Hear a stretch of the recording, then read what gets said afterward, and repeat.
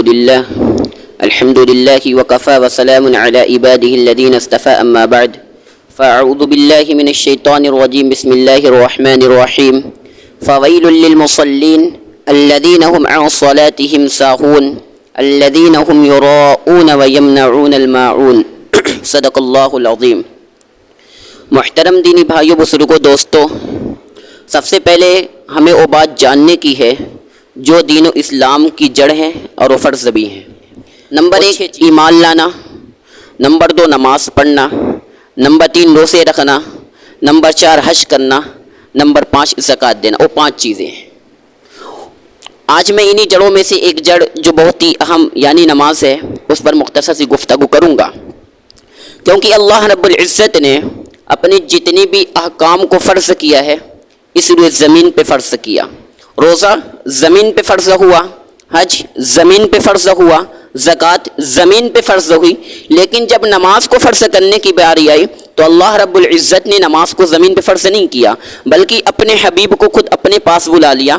اپنے حبیب حضرت محمد مصطفیٰ صلی اللہ علیہ وسلم کو اپنے پاس بلانے سے پہلے فرمایا، اے میرے محبوب تجھے میرے پاس آنا ہے۔ اللہ کے نبی نے عرض کیا، اے اللہ میں کیسے آؤں گا، 7 آسمانوں پر کبھی آیا نہیں۔ اللہ رب العزت نے فرمایا، اے نبی بلا جھجک چلے آؤ، ہر آسمان پر ایک نبی تیرا انتظار کر رہا ہے۔ چنانچہ اللہ کے نبی صلی اللہ علیہ وسلم جب معراج کو گئے ہیں اللہ سے ملاقات کرنے کے لیے، پہلے آسمان پہ پہنچے، حضرت آدم علیہ السلام سے ملاقات ہوئی، استقبال کے لیے کھڑے ہوئے تھے۔ دوسرے آسمان پہ پہنچے، حضرت عیسیٰ علیہ السلام سے ملاقات ہوئی۔ تیسرے آسمان پہ پہنچے، حضرت یوسف علیہ السلام ملے۔ چوتھے آسمان پہ پہنچے، حضرت ادریس علیہ السلام سے ملاقات ہوئی۔ 5ویں آسمان پہ پہنچے، حضرت ہارون علیہ السلام ملے۔ 6ٹھے آسمان پہ پہنچے، دیکھا حضرت موسیٰ علیہ السلام استقبال کے لیے کھڑے ہوئے ہیں۔ 7ویں آسمان پہ پہنچے، حضرت ابراہیم خلیل اللہ سے ملاقات ہوئی۔ پھر اس کے بعد اللہ کا دیدار ہوا۔ جب اللہ کے نبی صلی اللہ علیہ وسلم معراج سے واپس آنے لگے تو اللہ رب العزت نے فرمایا، میرے محبوب تم میرے مہمان بن کے آئے ہو، لہٰذا تمہیں میں خالی ہاتھ جانے نہیں دوں گا، میں تمہیں کچھ انعامات دینا چاہتا ہوں، کچھ تحفہ دینا چاہتا ہوں۔ اللہ کے نبی صلی اللہ علیہ وسلم نے عرض کیا، رب وہ تحفہ کون سا ہے؟ رب نے فرمایا، وہ تحفہ نماز ہے، میں آپ کو نماز دینا چاہتا ہوں۔ میرے اللہ کے نبی صلی اللہ علیہ وسلم نے پوچھا، رب کتنے وقت کی نماز؟ فرمایا 50 وقت کی نماز۔ میرے اللہ کے نبی صلی اللہ علیہ وسلم رحمت والے شفقت والے 50 نمازیں خوشی خوشی لے کے آنے لگے۔ حضرت موسیٰ علیہ السلام سے ملاقات ہو گئی۔ موسیٰ علیہ السلام نے پوچھا، کہاں جا رہے ہیں؟ کہا اب میں جا رہا ہوں۔ پوچھا کچھ اللہ رب العزت نے آپ کو دیا ہے؟ فرمایا ہاں 50 وقت کی نماز ملی ہے۔ موسیٰ علیہ السلام نے کہا نہیں، جاؤ رب سے کم کراؤ، آپ کی امت 50 وقت کی نماز نہیں پڑھے گی۔ چنانچہ حضرت موسیٰ علیہ السلام کے کہنے پر اللہ کے نبی صلی اللہ علیہ وسلم واپس گئے۔ اللہ رب العزت نے سفارش کی تو اللہ رب العزت نے 5 نماز کم کر دی، 45 وقت کی نماز ہو گئی۔ 45 وقت کی نماز لے کے آئے، موسیٰ علیہ السلام پھر ملے، پوچھا کیا ہوا؟ کہا 5 کم ہو گئی۔ کہا نہیں جاؤ اور کم کراؤ، آپ کی امت 45 بھی نہیں پڑھ سکتی۔ اللہ کے نبی صلی اللہ علیہ وسلم واپس گئے، سفارش کی، 5 وقت کی نماز اور کم ہو گئی، 40 ہوئی۔ پھر واپس آئے، موسیٰ علیہ السلام نے پوچھا کیا ہوا؟ کہا 40 ہو گئی۔ کہا نہیں جاؤ اور کم کراؤ۔ اللہ کے نبی گئے اور کم کرائی، 35 وقت کی نماز ہوئی۔ پھر آئے، پھر موسیٰ علیہ السلام نے کہا نہیں جاؤ اور کرو، پھر 30 ہوئی، پھر 25 ہوئی، پھر 20 ہوئی، پھر 15 ہوئی، پھر 10 ہوئی، پھر 5 ہوئی۔ 5 نماز خوشی خوشی لے کے آنے لگے۔ موسیٰ علیہ السلام نے پوچھا ہوا کیا؟ کہا 5 نماز ہو گئی ہے۔ موسیٰ علیہ السلام نے کہا نہیں جاؤ اور کم کراؤ، آپ کی امت 5 بھی نہیں پڑے گی۔ میرے اللہ کے نبی صلی اللہ علیہ وسلم کی آنکھوں میں آنسو آ گئے، رونے لگے۔ فرمایا اے موسیٰ اگر میں اللہ سے کہوں گا اللہ 1-2 کم کر دے گا، 4 کر دے گا یا 3 کر دے گا، مگر اب مجھے اپنے رب سے نماز کم کرانے میں شرم آ رہی ہے۔ نبی کو 1 وقت کی نماز کم کرانے میں شرم آ گئی اور اس کی امت مہینوں فجر نہیں پڑتی مگر اسے شرم نہیں آتی۔ آج کتنے مسلمان ہیں جو مہینوں فجر نہیں پڑھتے، 1 وقت کی نماز کم کرانے میں شرم آ رہی ہے، ادھر آپ کی امت نے 5 کی 5 اڑا دی۔ بہرکیف اللہ کے نبی صلی اللہ علیہ وسلم 5 نمازیں لے کر خوشی خوشی آ گئے۔ مکہ سے گئے تھے، مکہ میں آ گئے، آنکھوں میں آنسو تھے، رات کا وقت تھا، نبی رو رہے تھے، آواز آئی میرے محبوب روتے کیوں ہو؟ تم میرے مہمان بن کے آئے ہو۔ کہا رب رو نہ تو کیا کروں، 50 تھی آپ نے 5 کر دی۔ آواز آئی میرے محبوب رونے کا نہیں، جاؤ پھر 50۔ میرے اللہ کے نبی نے کہا ٹھیک ہے اللہ صبح میں مکہ والوں سے کہہ دوں گا۔ اللہ رب العزت نے 50 نمازیں فرض کی ہیں۔ آواز آئی میرے محبوب کہنے کا نہیں بلکہ آپ کی امت پڑھے گی 5، اجر میں دوں گا 50 کا۔ آپ کی امت پڑھے گی 1 فجر، اجر میں دوں گا 10 فجر کا۔ آپ کی امت پڑھے گی 1 عصر، اجر ملے گا 10 عصر کا۔ آپ کی امت پڑھے گی 1 ظہر، اجر ملے گا 10 ظہر کا۔ آپ کی امت پڑھے گی 1 مغرب، اجر ملے گا 10 مغرب کا۔ آپ کی امت پڑھے گی 1 عشاء، اجر ملے گا 10 عشاء کا۔ پڑھے گی 5، اجر ملے گا 50 کا۔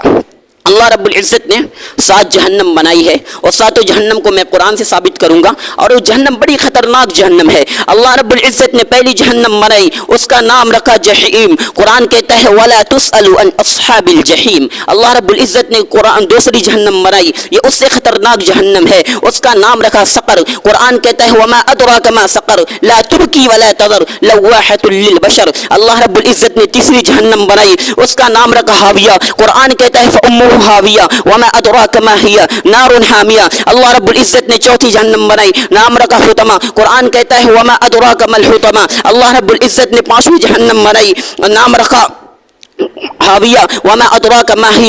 اللہ رب العزت نے جب 6ٹھی جہنم بنائی، یہ جہنم بہت خطرناک ہے، نام رکھا سعیر۔ قرآن کہتا ہے فریق فی الجنت و فریق فی السعیر۔ جب اللہ رب العزت نے 7ویں جہنم بنائی، یہ ان جہنموں میں سب سے خطرناک جہنم ہے۔ جبریل علیہ السلام آ گئے، کہا اللہ کے رسول اللہ نے جہنم بنائی ہے۔ پوچھا وہ جہنم کا نام کیا ہے؟ جبریل علیہ السلام نے فرمایا اس کا نام ویل ہے۔ اللہ کے نبی نے پوچھا جبریل وہ جہنم کیسی ہے؟ فرمایا اللہ کے رسول وہ جہنم اتنی خطرناک ہے، اتنی خطرناک ہے کہ اس جہنم میں جو جہنمی جلے گا، اس کے جسم پہ جو کپڑا ہوگا، اس کپڑے کا ایک ٹکڑا اتار کر دنیا میں ڈال دیا جائے، پوری دنیا جل کر راکھ ہو جائے گی۔ فرمایا اللہ کے نبی خدا کی قسم وہ جہنم اتنی خطرناک ہے، اس جہنم کا 1 لوٹا پانی دنیا کے سمندروں میں ڈال دیا جائے، پوری دنیا کے سمندر کے پانی کھولنے لگ جائیں گے۔ فرمایا اللہ کی قسم خدا کے نبی وہ جہنم اتنی خطرناک ہے، اس جہنم میں جو جنجیر ہے، اس جنجیر کو نکال کے بڑے سے بڑے پہاڑ پہ رکھ دیا جائے،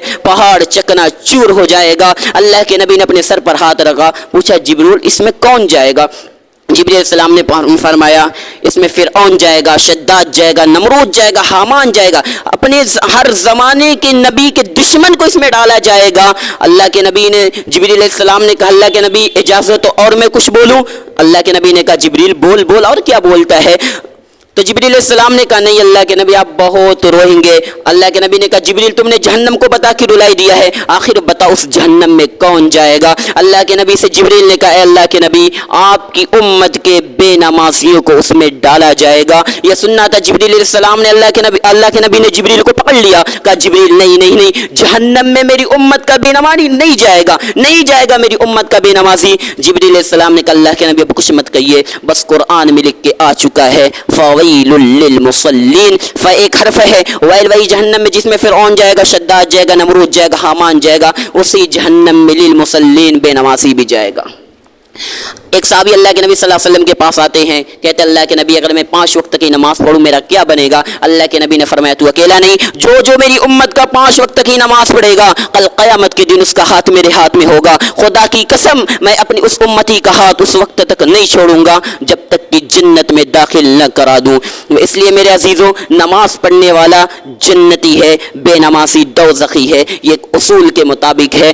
اللہ کے نبی صلی اللہ علیہ وسلم کا یہ بھی فرمان ہے جب فجر کی اذان ہوتی ہے، جب نماز کھڑی ہو جاتی ہے، اور یہاں تک کہ جب فجر کی نماز ختم ہو جاتی ہے، جب سورج نکل آتا ہے تو شیطان ہر ایک کے گھر میں داخل ہوتا ہے، اور جس نے فجر کی نماز نہیں پڑھی شیطان اس کے دونوں کانوں میں پیشاب کر کے چلا جاتا ہے۔ ایک بہت بڑے ولی حضرت مولانا شاہ ولی اللہ محدث دہلوی رحمۃ اللہ علیہ، ان سے کسی نے سوال کی حضرت جب کان میں شیطان پیشاب کرے گا اس کا نتیجہ کیا نکلے گا؟ حضرت نے فرمایا خدا کی قسم جس کے کان میں شیطان پیشاب کرتا رہے گا موت کے وقت اس کو کلمہ نصیب نہیں ہوگا۔ کتنے ہمارے مسلمان ہیں جو سالوں سال رمضان کے علاوہ فجر کی نماز نہیں پڑھتے۔ اللہ رب العزت پوری امت مسلمہ کو معاف فرمائے اور ہم سب کو سچا پکا نمازی بنائے اور مرتے وقت تک نماز کی پابندی کی توفیق عطا فرمائے۔ وآخر دعوانا الحمد للہ رب العالمین۔